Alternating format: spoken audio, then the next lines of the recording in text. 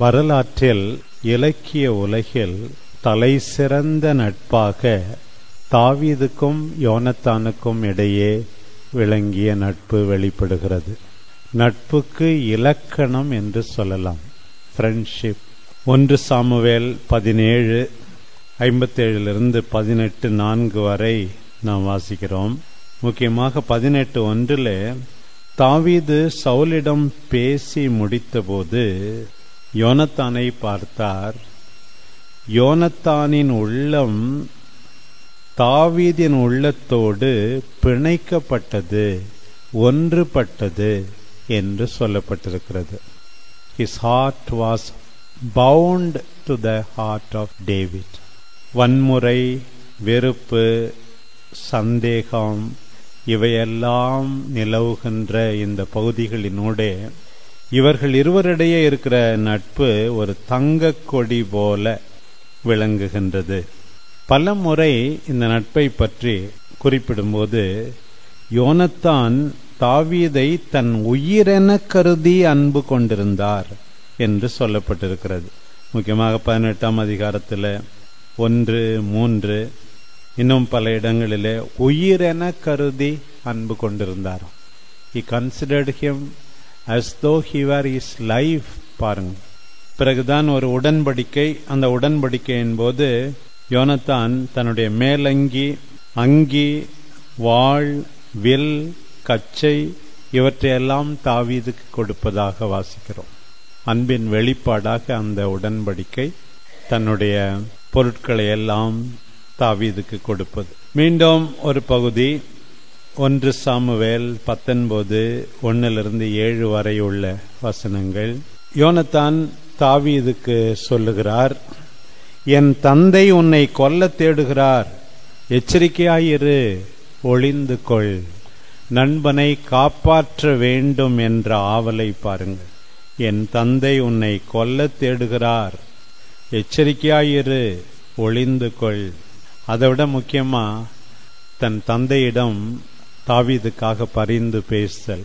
நண்பர் என்றால் நம்முடைய நண்பர்களுக்காக நாம் பரிந்து பேச வேண்டும். தாவீது நம்பிக்கைக்குரியவர்.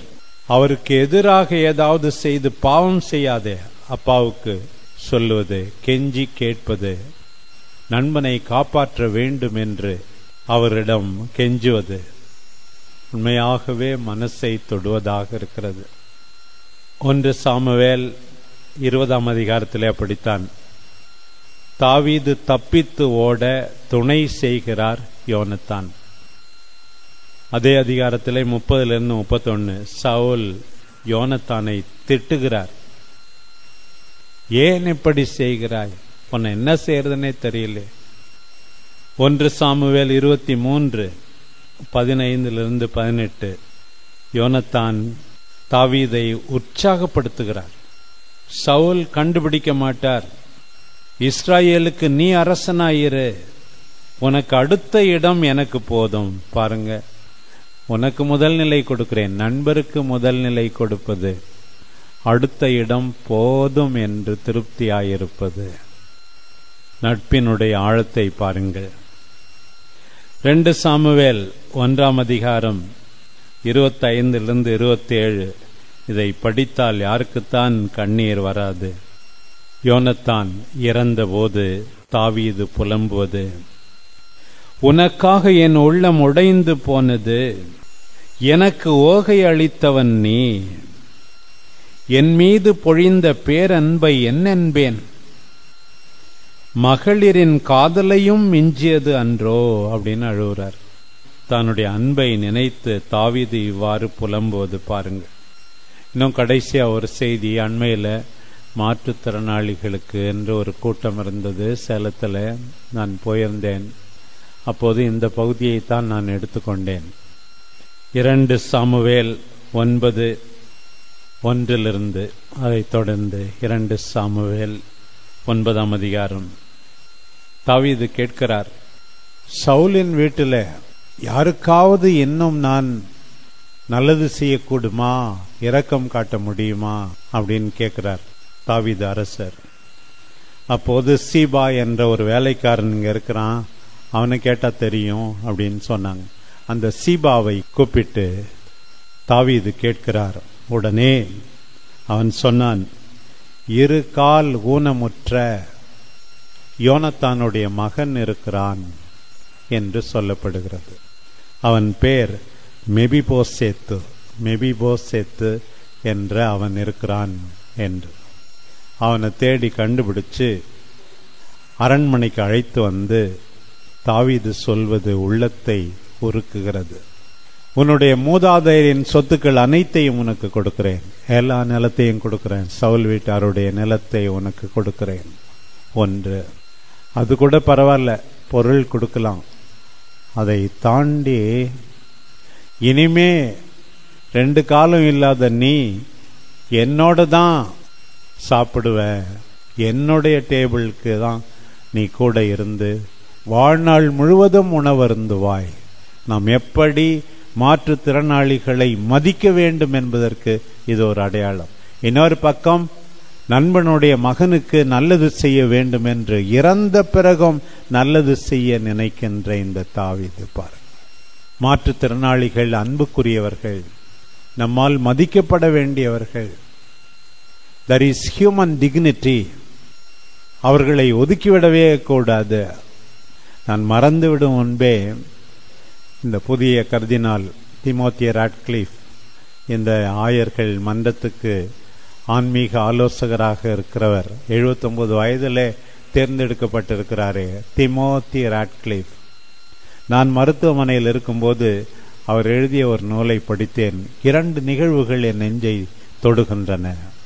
ஒன்று, கடைசி வரை நாம் நல்லது செய்து கொண்டே இருக்க வேண்டும் என்பதற்காக, ஏதாவது சாதிக்க வேண்டும் என்பதற்காக.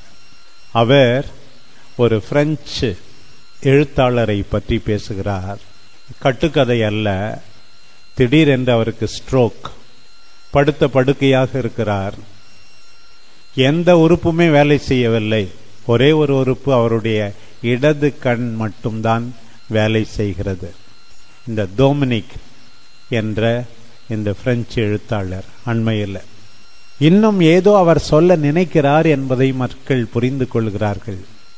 they bring to him a speech therapist. நல்ல விதமாக செயல்களை, அசைவுகளை உண்மையாகவே புரிந்து கொண்டு எழுதக்கூடிய ஒருவரை அங்கே கொண்டு வருகிறார்கள். இந்த மனிதன் ஒற்றை கண்ணோடு, ஒற்றை கண் மட்டும் வேலை செய்கின்ற அந்த பட்சத்திலே மற்ற உறுப்புகள் செயலிழந்த நிலையிலே 2 லட்சம் முறை, 200,000 முறை அந்த இடது கண்ணை சிமிட்டி அது என்ன சொல்லுகிறது என்று ஒரு வார்த்தைக்கு பல முறை 4-5 முறை சிமிட்டி இதுதான் அந்த வார்த்தை என்று சொல்லி தன்னுடைய கடைசி நூலை எழுதினாராம். பாருங்கள், மரிப்பதற்கு 2 நாட்களுக்கு முன்பாக அது வெளியிடப்பட்டதாம். பாருங்கள், உண்மையாகவே நம்மளாம் என்ன செய்ய முடியும்? என்னால் உட்கார முடியல, நிமிர முடியல, நடக்க முடியல, ஒன்றும் செய்ய முடியல, வயிற்று வலிக்குது, தலை வலிக்குது. பாருங்க, ஒரு மனுஷன் படுத்த படுக்கையா கிடக்கிறவன் ஒற்றை கண்ணோடு இப்போ வந்து தன்னுடைய கடைசி நூலை எழுதி முடிக்கிறான். நம்ம பாருங்க, நம்ம எல்லாருக்கும் நம்பிக்கை எனக்கு தான், ஏதாவது நல்லது செஞ்சுக்கிட்டே இருப்போம். அந்த வலி இந்த வலி இருந்தா பரவாயில்ல, முடிகிற வரைக்கும் நல்லது செய்வோம். நான் பாம்பன் விலைக்கு போயிருந்தேன், கோட்டாறு மறை மாவட்டத்தில். அந்த முதிய சகோதரிகள் இருக்கிற இடத்துல தியானம் நடந்தது மற்ற சகோதரிகளுக்கு. அப்போ பூசைக்கு மட்டும் அந்த வயசான பாட்டி சிஸ்டர்லாம் வருவாங்க. அப்போ பார்த்தேன், நான் பூசைக்கு வர்றதுக்கு முன்னாடி ஒரு 10:30 மணிக்கு அப்படி போகும்போது இந்த பூசைக்கு ஒரு சிஸ்டர் ரெடி பண்ணுது. ஒரு 90 வயசு சிஸ்டர், அவங்க நல்லா இருந்தாங்க. அவங்க வந்து என்ன பண்ணாங்க, ஒரு 85 வயசு சிஸ்டர், அவ்வளோ நல்லா இல்லை. இந்த அம்மாவுக்கு முக்காடு போட்டு ஓடுது, வாயில மாத்திரை போட்டு தண்ணி ஊத்துது. பாருங்க, 90 வயதிலும் தான் ஏதாவது செய்ய முடியும் என்று நிரூபிக்கிறது. இதுதான் நான் கற்றுக்கொண்ட மிகப்பெரிய நல்ல பாடம் என்று நான் நினைத்து கொண்டேன். நான் பிரசங்கம் வைப்பதாக நினைத்தேன், கடைசியில் எனக்கு வைக்கப்பட்ட பிரசங்கம் பாருங்கள், 90 வயதிலும் மற்றவர்களுக்கு உதவி செய்ய வேண்டும் என்று நினைக்கின்ற மனப்பாங்கு. இன்னொரு நிகழ்வாம், இந்த ஃபாதர் சொன்னாரு, பாக்தாட்ல, ஈராக்கினுடைய தலைநகரத்தில் அன்னை தெரேசா சகோதரிகள் சேரிட்டி சிஸ்டர்ஸ் நடத்துகிற ஒரு அனாதை குழந்தைகள் எல்லாம் அங்கே போனாராம் 2-3 வருஷத்துக்கு முன்னாடி. போகும்போது பார்த்தா அந்த குழந்தைகள்லாம் இருக்குது, கைவிடப்பட்ட குழந்தைகள், அனாதை குழந்தைகள். அதில் ஒரு குழந்தை 8 வயசு, 2 கையும் இல்லை 2 காலும் இல்லையா, நோரா அந்த பொண்ணு பேர். இந்த சொல்லுகின்ற செய்தியை திருத்தந்தையிடமே அவர் நம்முடைய ஃபாதர் திமோத்தி ராட்க்ளிஃப் சொல்றார். அவர் வந்து சொல்றார், இந்த நோராவை பார்த்தாராம், 2 கையும் இல்லை 2 காலும் இல்லை, இந்த பொண்ணு பாவமா இருக்குதுன்னு அது மேல இறக்கப்பட்டாராம். அந்த பொண்ணு என்ன செஞ்சுச்சான் பாருங்க, வாயில ஸ்பூனை வச்சுக்கிட்டு மற்ற குழந்தைங்களுக்கு சாப்பாடு ஊட்டி விடுதான். 2 கையும் இல்லாமல் 2 காலும் இல்லாமல் நல்லது செய்ய வேண்டும் என்று நினைக்கின்ற மனப்பாங்கை பாரு.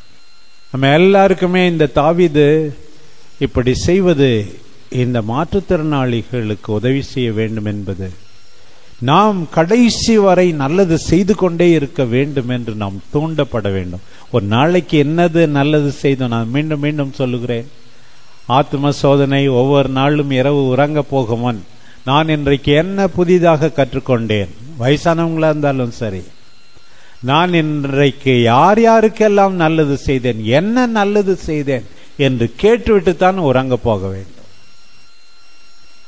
செய்த நல்லது ஒரு உற்சாகமூட்டும் வார்த்தையாக இருக்கலாம், அது கூட நல்லது தானே. இத்தனை பேருக்கு நான் ஆறுதல் அளித்தேன், அது நல்லது தானே. செய்துவிட்டு உறங்க போக வேண்டும் என்பதை மறந்துவிடக்கூடாது. இறைவனின் அன்பு, அவரில் அனுபவிக்கப்பட்ட இறைவனின் அன்பு, தாவீது அனுபவித்த இறைவனின் அன்பு நண்பர்களுக்கு வழிந்தோடச் செய்கிறார். உண்மையான நட்பு என்றால் யோனத்தான் மாதிரிதான், தாவீது மாதிரிதான். ஒருவர் மற்றவரின் தேவையை புரிந்து கொள்வது, தியாகம் செய்வது. இந்த நேரத்தில் அருள் பணியாளர்களாகிய நம்மிடையே உறவு எப்படி இருக்கிறது என்று பார்க்க வேண்டும். ஆண்டவர் தேவையில் இருப்பவர்கள் எல்லாம் உன்னுடைய நண்பர்களாக இருக்க வேண்டும். அதற்காகத்தான் நல்ல சமாரியன் ஓமையை சொன்னார். என் ஜாதி, என்னுடைய மொழி, என்னுடைய தெரு, என்னுடைய ஊரு அப்படின்னு நினைச்சா ஆண்டவர் உன்னிடம் இல்லை. ஒருவர் மற்றவரை அன்பு செய்யுங்கள் என்றார் ஆண்டவர். அயலானை அன்பு செய்யுங்கள். அயலானுக்கு விளக்கம், தொடக்கத்திலே அயலான் என்றால் யூதர்கள் மட்டும்தான், பிறகு அயலார்கள் என்றால் வெளியூரிலிருந்து வந்து அங்கே தங்கி இருக்கிற புற இனத்தார், பிறகு எல்லாருமே.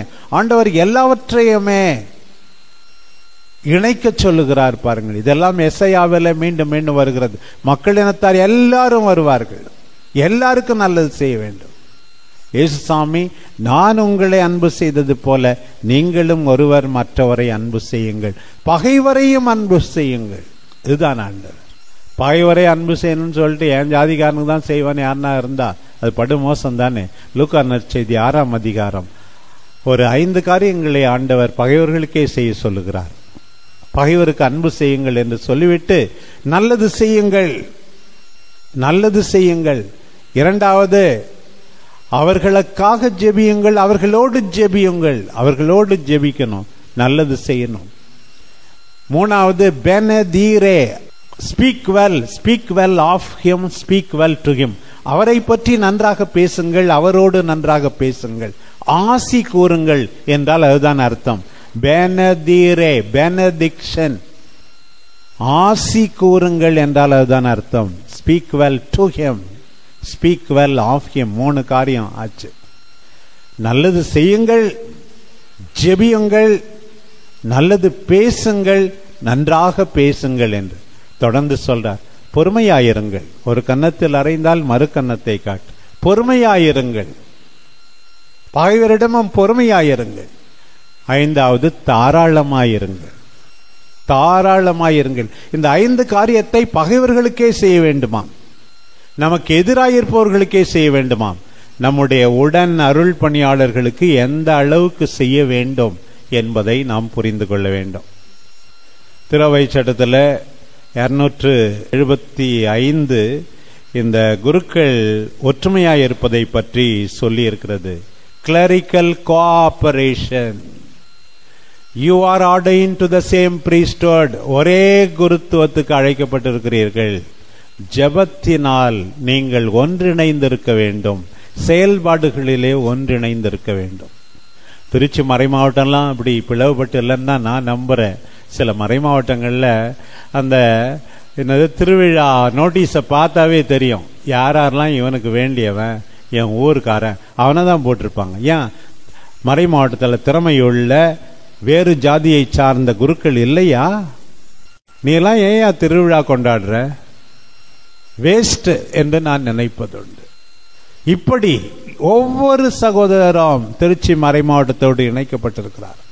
எல்லாரும் வேண்டும், எல்லாருடைய திறமையும் வேண்டும் என்று நினைக்க வேண்டும். ஆண்டவர் அழைக்கிறார் பாருங்கள், எல்லாரும் ஒரே குருத்துவம். இப்படி இணைந்து செயல்பட வேண்டும். திருச்சபை சட்டம் 278 இந்த சங்கங்கள் பற்றி, அசோசியேஷன் பற்றிலாம் சொல்லியிருக்கு.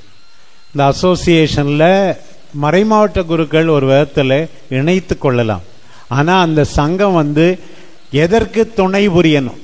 ஆயரோடும் எல்லா அருள் பணியாளரோடும் ஒற்றுமையை வளர்க்க வேண்டும். அத்தகைய சங்கங்கள் தான்.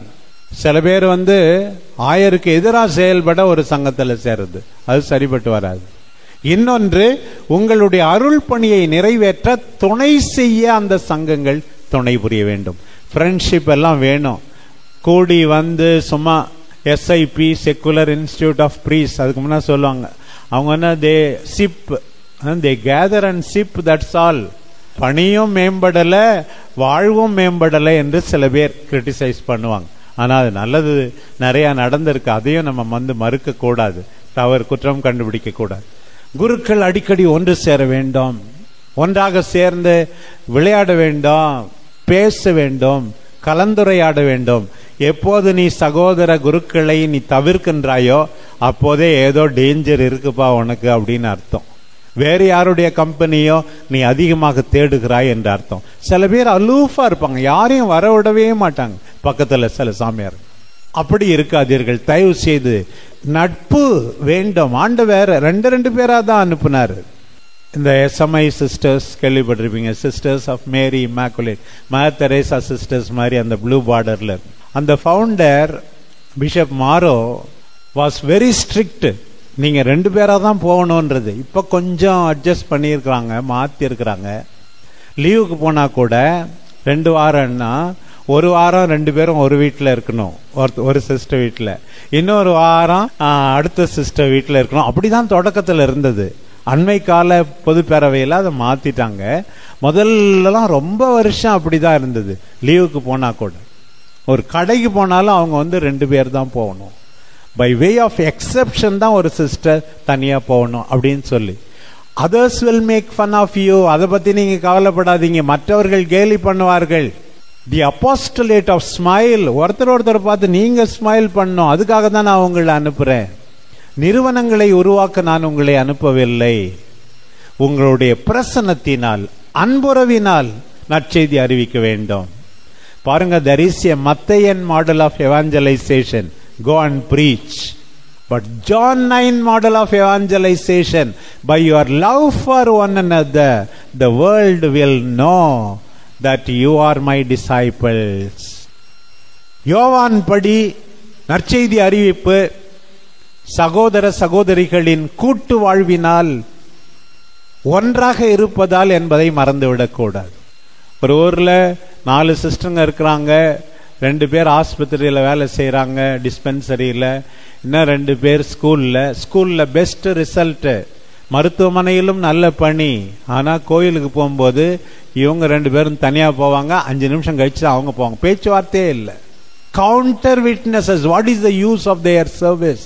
அதே போலத்தான் திருச்சி மறை மாவட்டம் குருக்களுடைய ஒற்றுமைக்கு தமிழகம் முழுவதற்கும் அடையாளமாக இருக்கிறது என்று சொல்ல வேண்டும். பல இனத்தை சார்ந்தவர்கள் இருக்கலாம், எல்லாரும் ஒன்றாயிருக்கிறார்கள் என்று சொன்னால் அதைவிட பெரிய நற்செய்தி அறிவிப்பு இருக்கவே முடியாது. தனிப்பட்ட விதத்திலே திருத்தலாம், விவாதிக்கலாம். மக்கள் மத்தியிலே குருக்கள் பிளவுபட்டிருக்கிறார்கள் என்ற நிலை எப்போதுமே வரக்கூடாது. யாருன்னா குரூப்பா சேர்றவங்கலாம் இன்னைக்கு கொஞ்சம் ஆண்டவரால் தொடப்பட்டு, இல்லப்பா எல்லாருக்கிட்டையும் பேசுவேன், எல்லாரையும் கூப்பிடுவேன், எல்லாரையும் சமமாக நடத்துவேன் என்று மனம் மாற இன்றைக்கு ஆண்டவர் அறைகோல் விடுப்பதாக எடுத்துக்கொள்ளுமாறு உங்களை கேட்டுக்கொள்கிறேன். பாருங்க, எல்லா நிலையிலும் ஒற்றுமை. இப்ப ஆயர் இருக்கிறாரு, மறை மாவட்ட முதன்மை குரு, ஆயரின் பொது பதில் குரு நான் கேனலாவில் சொல்லுவேன். ஆயரின் பொது பதில் குரு. ஒருத்தர் சொன்னார், நான் பதில் சொல்லிக்கிட்டே இருக்கணும், அதனால தான் பதில் குருவா? இல்லப்பா, ஆயர் இடத்துல நீங்க இருக்கிறீங்க அப்படின்னு சொல்லி சட்டம் 480 சொல்லியிருக்கு.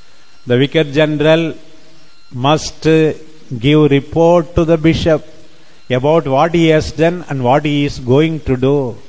அவர் செய்ததை பற்றி ஆயருக்கு சொல்ல வேண்டும், செய்ய போவதை பற்றி சொல்ல வேண்டும். He is never to act against the mind and will of the bishop.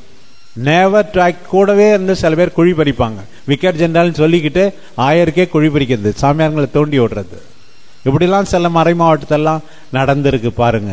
அப்படி யாரும் செய்யக்கூடாது. ஆண்டவருக்கு கணக்கு கொடுக்க வேண்டும். ஒத்து வரவில்லை என்றால், ஆண்டவரே இந்த பணி எனக்கு சரிபட்டு வரவில்லை என்று விலகிவிட வேண்டுமே தவிர, never to act against the act and mind and will of the bishop.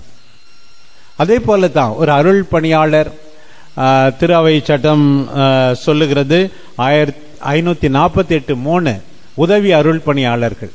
சில பேர் பங்கு சாமியார் சின்ன சாமியார் சண்டை போட்டுக்கிட்டே இருப்பாங்க. ஐயோ, அந்த சண்டையே பெருசா இருக்கும். ஒரு ஊரில் நான் பார்த்தேன், பங்கு சாமியார் சின்ன சாமியார் சண்டை, ஜனங்க வந்து பஞ்சாயத்து பேசுறாங்க, புளிய மரத்தடியில் உட்கார வச்சு 2 பேரையும் சமாதானம் பண்றாங்க. இதெல்லாம் ரேர் கேஸ் தான்.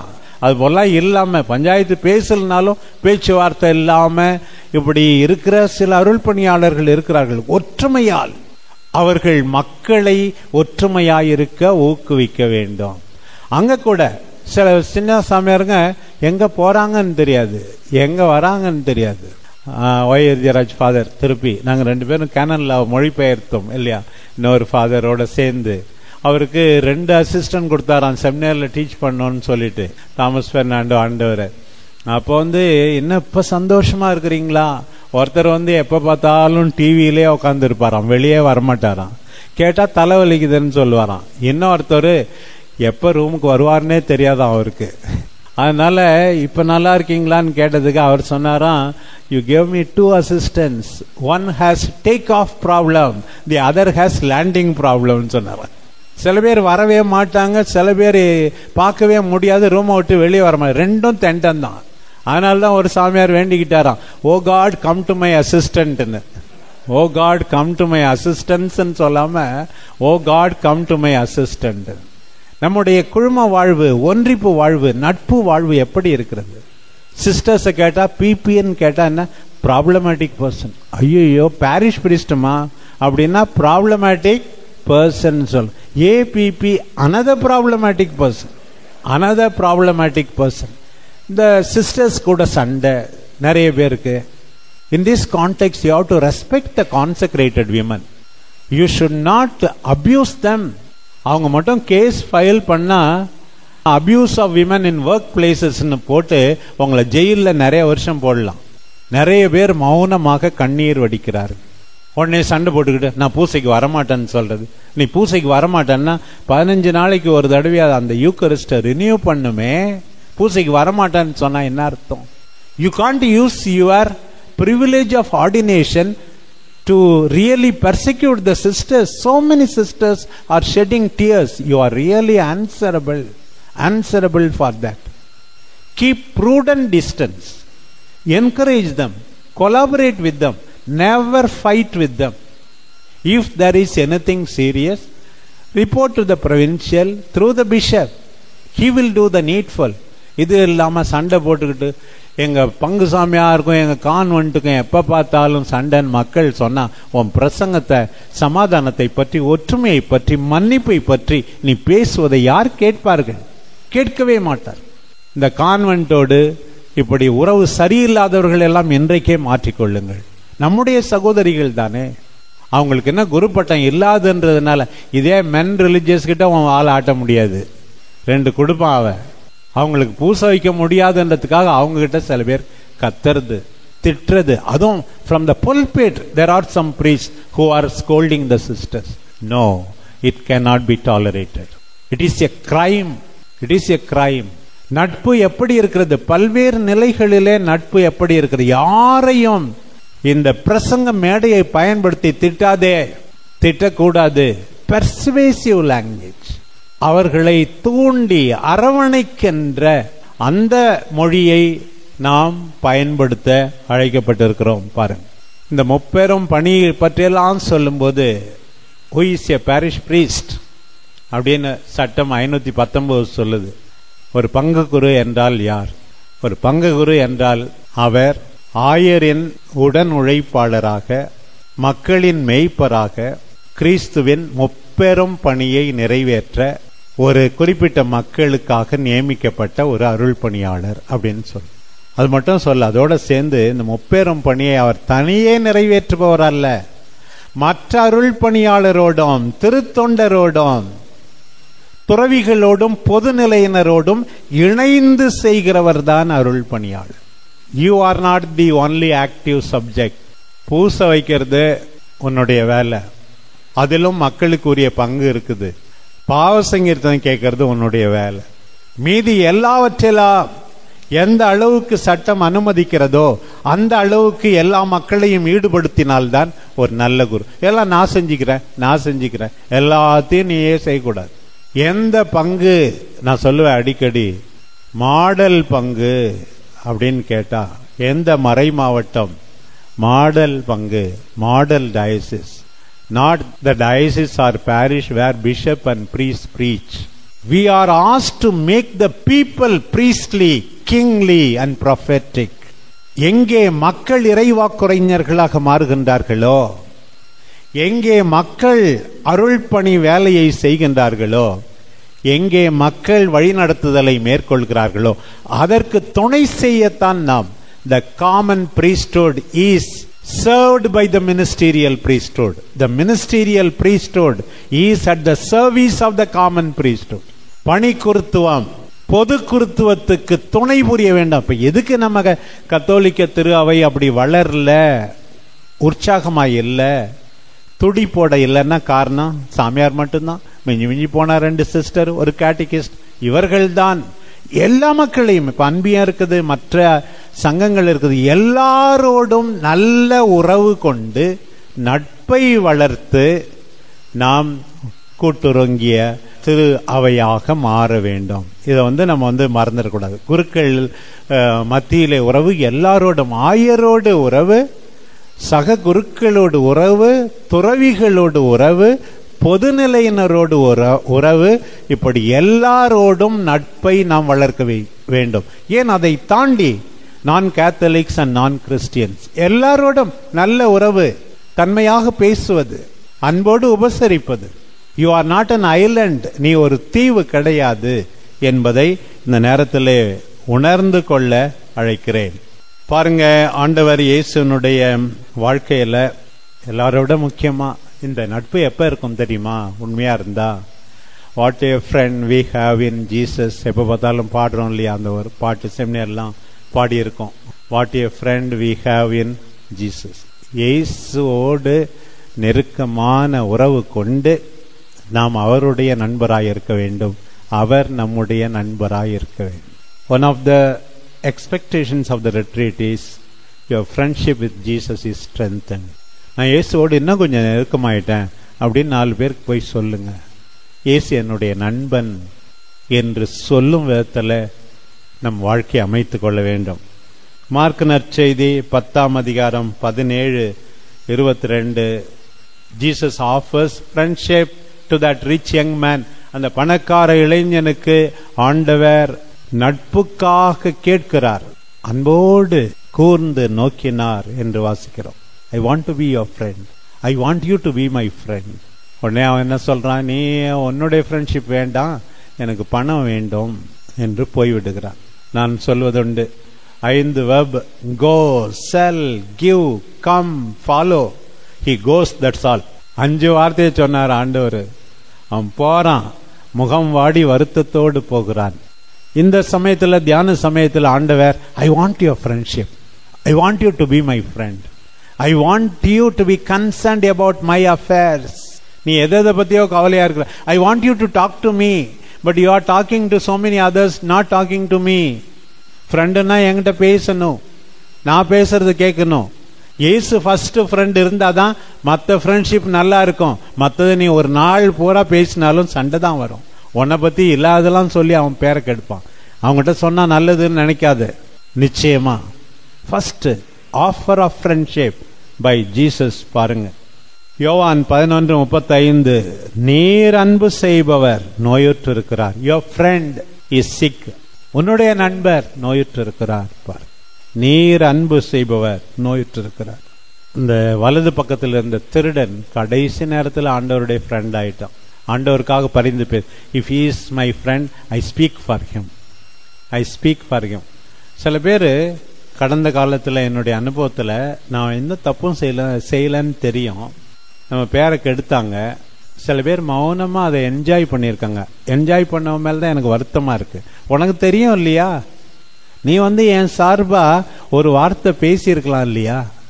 உண்மையான நண்பன்னா பேசணும். இவன் பாரு, சிலுவையில் தொங்கும் போதே ஆண்டவருக்காக பேசுகிறான் பாருங்க. அப்படிப்பட்டவர்கள் தான் உண்மையான நண்பர். இல்லப்பா, இந்த ஃபாதர் இப்படி கிடையாதுப்பா, அப்படி செய்யல, நியாயமா இருந்தாரு. நான் சேலஞ்சு பண்ணுவேன். 31 வருஷம் டீச் பண்ணியிருக்கேன். யாரையாவது எந்த மொழியினுடைய அடிப்படையில், இனத்தினுடைய அடிப்படையில் நான் பாகுபாடு காட்டியிருக்கிறேனா என்றால் இல்லை. எல்லாரும் எனக்கு வேண்டும், எனக்கு வேண்டும் என்று நான் சேலஞ்ச் பண்ணுவேன். In the name of the word of God I preach with so much conviction. In the name of the Holy Eucharist that I celebrate with unction, I tell you, I have never shown any partiality to my students அப்படின்னு சொல்லிட்டு. So அது போல நம்மை பற்றி தெரிந்தவர்களே மௌனம் காப்பது ரொம்ப ரொம்ப வேதனைக்குரியது. அப்பதான் தெரியும் இவங்க அமைதியா இருந்தாங்க. அதுவே இவர்கள் உண்மையான நண்பர்கள் இல்லை என்று அவர்களை பற்றி நான் அதிகமாக அக்கறை கொள்ளாமல் இருந்தது உண்டு. பாரு, இங்க ஒரு நண்பன் கடைசியாக நண்பனாக விரும்புகிறவன், நமக்கு இந்த கதி நேர்ந்தது முறையே, இவர் எந்த குறையும் செய்யவில்லை அப்படின்னு சொல்லி மற்றவனை கண்டிக்கிறானே பாருங்க. அவனுடைய நட்பை பாருங்க. ஆண்டவர் சொன்ன புதிய கட்டளை நினைவுக்கு வர வேண்டும். தன் நண்பனுக்காக உயிரை கொடுப்பதை விட மேலான அன்பு எதுவுமே இல்லை. ஆண்டவர் சொன்னது 15ஆம் அதிகாரம் யோவான் 12 முதல் 15 வரை. நண்பனுக்காக உயிரை கொடுப்பதை விட மேலான அன்பு எதுவும் இல்லை. 13ஆம் அதிகாரம் 34 35, புதிய கட்டளை உங்களுக்கு நான் கொடுக்கிறேன் என்று சொல்வது. ஆண்டவர், நீங்கள் என் நண்பர் என்றால் நான் கட்டளையிடுவதை செய்வீர்கள். Are you friend of Jesus? Jesus says, if you are my friend, do what I tell you. Like Mother Mary said, do what my son tells you. நான் சொல்வதை நீங்கள் செய்தால் நீங்கள் என் நண்பர்கள். We should be known as friends of Jesus. Friends of Jesus. எனக்கு பிடித்தமான ஒரு பகுதி, இந்த யோவானை அவர் அதிகம் அன்பு செய்த சீடர் என்று சொல்வது. திருத்தூதர் யோவான், நற்செய்தியாளர் யோவான். நான் ஒரு தடவை ப்ரீச் பண்ணும்போது யோவானை பற்றி சிங்கப்பூரில் இப்படிதான் சொன்னேன். If you love Jesus, you sit where others do not sit. By the side of Jesus, close to him. அவருடைய மார்பு பக்கத்திலே நீ உட்கார்ந்திருப்பாய். நீ இயேசுவை அன்பு செய்தால் மற்றவர்கள் உட்காராத இடத்தில் நீ உட்காருவாய். அவருடைய மார்பு பக்கத்திலே உட்கார்ந்திருப்பாய். திவ்ய நற்கருணை முன் நீ உட்கார்ந்திருப்பாய் வெகு நேரம். If you love Jesus, you sit where others do not sit. If you love Jesus, you will stand where others do not stand. சிலுவை அடியிலே நின்று கொண்டிருப்பாய். யோவான் நின்று கொண்டிருந்தார். If you love Jesus, if Jesus is your friend, you will not run away. You will stand by his side. If you love Jesus, you will stand where others do not stand. If Jesus is your friend, his mother becomes your mother. You will accept Jesus as your mother.